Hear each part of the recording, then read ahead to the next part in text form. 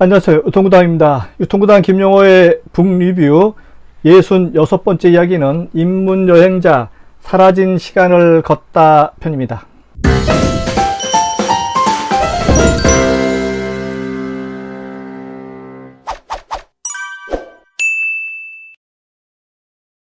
김경환님이 저술했고요. 샘 파컷을 통해서 2026년 4월 8일 발행된 책입니다. 이 책은 제가 여행을 워낙 좋아하기 때문에 저자 또한 많은 나라를 여행해서 얻은 경험을 토대로 인문여행자의 눈으로 여행을 관찰한 내용이 있어서 열심히 읽은 책이기 때문에 소개를 해드립니다. 이 책의 프롤로그, 길은 언제나 우리보다 앞서 있다. 길은 언제나 우리보다 앞서 있다. 이 글귀에 제가 넘어갔습니다. 참 멋진 구절입니다. 저도 항상 책을 쓸 때 이런 멋진 글귀를 도출해 내려고 노력하지만 쉽지는 않습니다.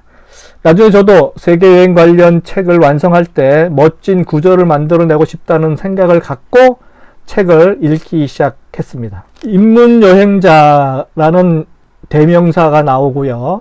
여기에 바람의 감촉, 사라진 시간, 카이로스의 시간, 빛이 바랜 역사로 공간을 채운 낭만의 울림 등등 감칠맛 나는 글귀가 눈에 띕니다.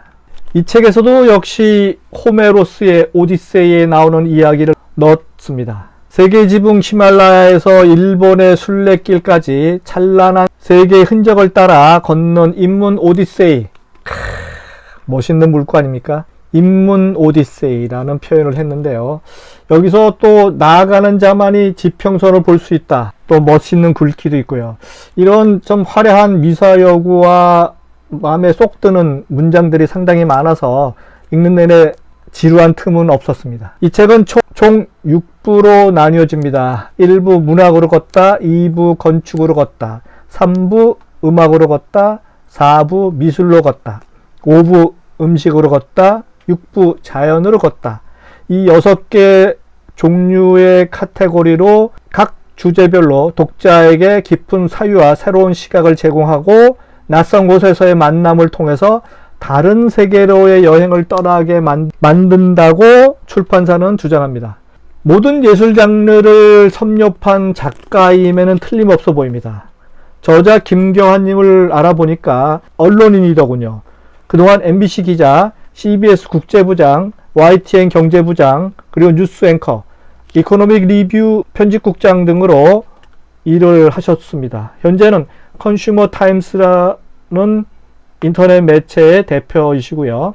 이분은 50여 개국을 다녔다고 하는데 제가 42개국 108개 도시 투어를 했으니까 더 열심히 다녀야겠다는 생각도 해봅니다.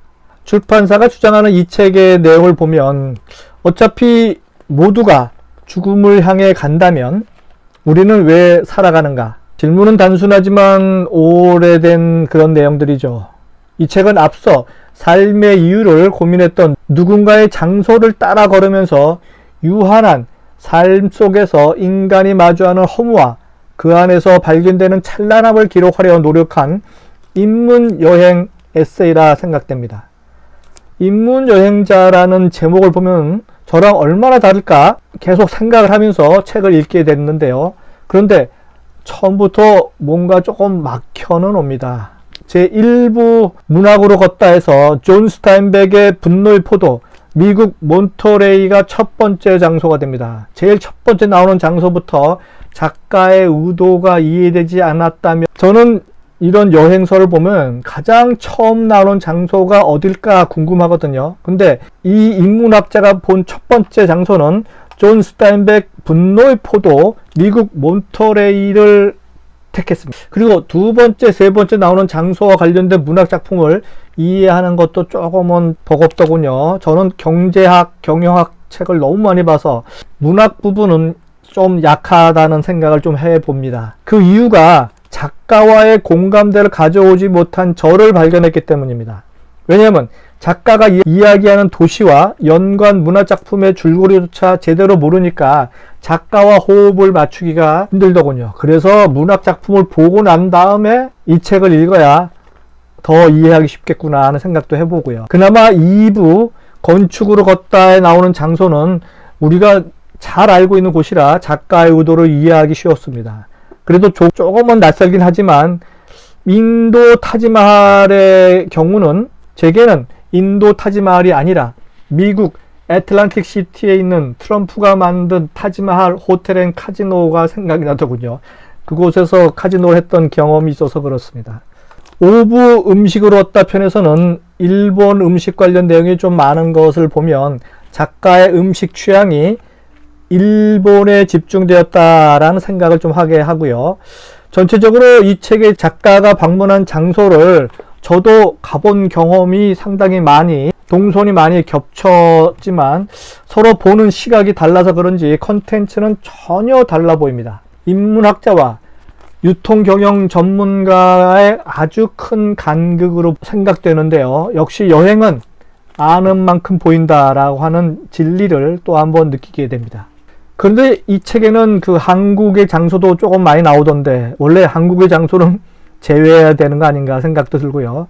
하지만 저와 한 가지 같은 점은 발견하게 됩니다.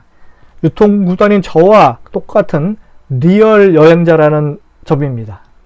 제가 직접 눈으로 보고 발로 밟아본 곳에 대해서만 쓴다는 신념, 그것이 저와 동일하더군요. 본문의 모든 기록은 오감의 경험 위에 세워져 있다는 점에서 그 중에서 히말라야에서의 작가 여정은 그 고뇌가 정말 첨예하게 드러나는 장면이라 생각이 되는데 숨이 턱 밑까지 차오르는 고도에서 저자는 무슨 생각을 했을까요? 산소가 점점 없어지는 환경에서 끝없이 이어지는 오르막을 견디면서 과연 자신의 내면과 마주했을까요? 이 책에서 얻은 소득을 굳이 이야기하자면 두 가지가 나옵니다. 반야심경에 나오는 불교 용어 그리고 장자의 말씀 편인데요. 이 두 가지를 알려드리면서 마무리할까 합니다. 반야심경의 마지막 글귀입니다. 아제 아제 바라제 바라승 아제 가자 가자 건너가자 저 피안의 세계로 건너가자. 두 번째 백구가극이란 단어가 나옵니다. 백구과극 흰 망아지가 문틈을 달려 지나가는 모습에 비유해서 세월과 인생이 매우 빠르고 짧게 흐른다는 뜻입니다. 장자가 말한 한자 성어인데요. 인생이란 문틈 있죠. 요 조그만 문틈을 통해 보는 거예요. 바깥을. 근데 그 바깥에 쏜살같이 지나가는 백마 그 모습을 보는 것이 인생이다. 그것이 백구과극이라고 합니다. 여러분의 인생도 제 인생도 똑같이 아주 빠르게 지나갑니다.